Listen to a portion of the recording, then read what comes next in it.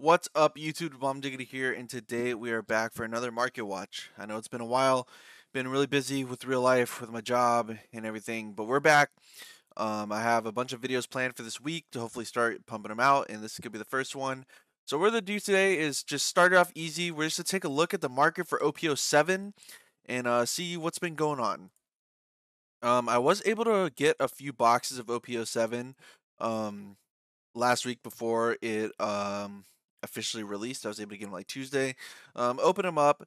Had some pretty good pulls. We didn't record them, unfortunately, but we were able to get to Boa, alt lead, and we were able to get a few other alternate arts like Basil and Otama, Karina, stuff like that. But yeah, we're just to take a look at the OPO7 market because the market has actually been pretty good right now for One Piece. It seems like a lot of the cards are settling back down and everything overall has been dropping. It seems like Bandai is slowly getting their issues fixed and getting a lot more product out there for us, which is really nice. But yeah, let's go take a look. And of course, disclaimer, most of the cards we talk about in this video are alternate arts. I will point out if any of the cards are the regular versions that are really expensive. But always make sure you guys are taking care of yourself. There will always be time to spend money on shiny cardboard. So let's get right back into it, guys.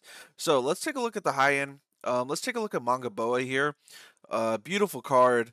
Um, don't know if I'm gonna keep trying to buy boxes and chase it, or if I'm gonna buy it. Undecided if I will. But I do really want this card. But it looks like she has definitely plummeted. Holding at like $800 right now is a good pickup. Maybe will she keep dropping? I'm not sure. Will she go up? Not really sure. But it is an awesome card. But with the announcement of the reprint set and all the stuff that's been going on over there, we'll have to make a video about that. Um, we'll have to see where Manga Boa's price holds. Onami SP.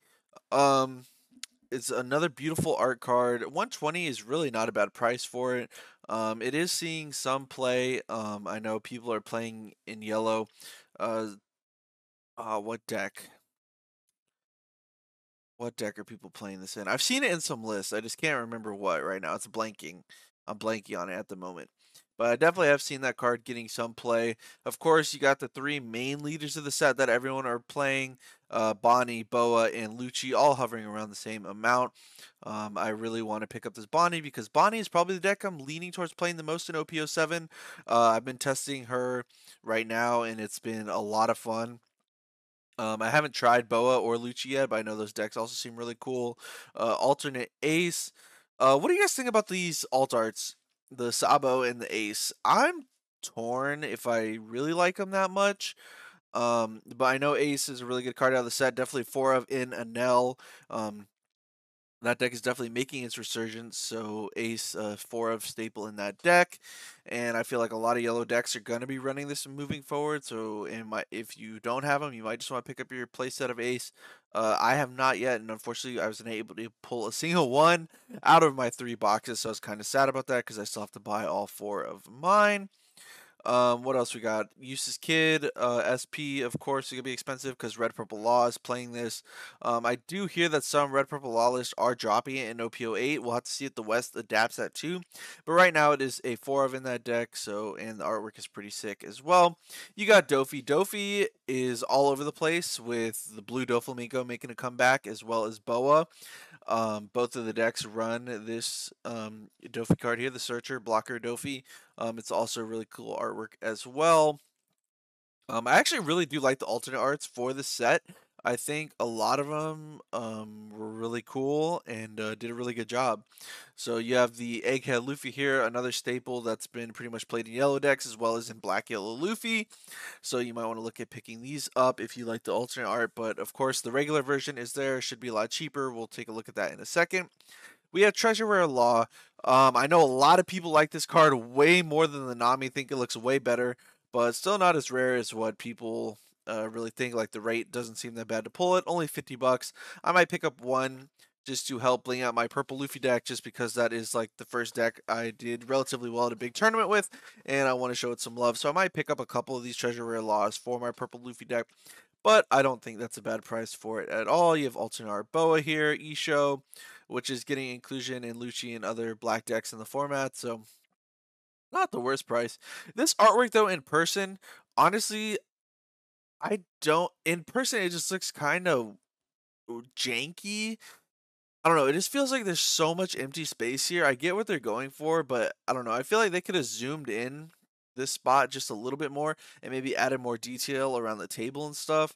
But let me know what you guys think about it. I just saw it in person. One guy pulled it at the pre-release, and we were both saying the same thing. It just kind of looks a little weird. It looks like there's just a little too much empty space. But let me know what you guys think about it. Everything else down here, Dragon being cheap, and Vegapunk makes sense. The two lesser played leaders of the set. Um, who is the last one? You got Boa, Bonnie, Lucci, Boa, Bonnie, Lucci, Vegapunk, Dragon, and we're missing the Foxy. Foxy is the last leader. So wow, he's even cheaper than $22. Makes sense. Haskins, four of him. Bonnie, uh, Bonnie herself, her alt art, only 28. Not that bad. I mean, normally lists normally run 2 to 3 of those, so that's not that bad if you want to bling her out as well. You got the Trafalgar Law that is now played in Bowie and Dofi as well. Really good card. Can bounce to the hand to make your opponent trash one, which is pretty cool. Ukiku got an alt art as well. Dang, I didn't realize a lot of these cards. I didn't realize, I guess, all the SPs. I guess I really haven't looked at the set list that much, but this card looks pretty sick as well. I feel like all the SPs in this set were done very well, actually. And there we go, Foxy, the last leader here, sitting down at $21. I don't really know if this deck has any merit or not. I've only played against like one on the sim, um, but it seems like a fun deck to play. Maybe it's all right. Maybe it'll get better with more support. But right now it just seems like kind of mid. I don't really think it's gonna do anything in the meta game or anything, but it might be fun to like bring to locals or something. Frankie as well is getting played in NL. Um, so that's another card you might want to look into if you're trying to bling out your NL deck. But the regular version is just rare. You could get it for pretty cheap. Um, what are we finally getting to some regular cards here, like the Sabo 19. I know some people are playing this as like a 2 of in Lucci, I believe. Maybe in maybe if people are still playing Gecko, this is run in that as well. I haven't really seen too many Gecko lists out there. More just seeing a lot of hype around Lucci. So there's that.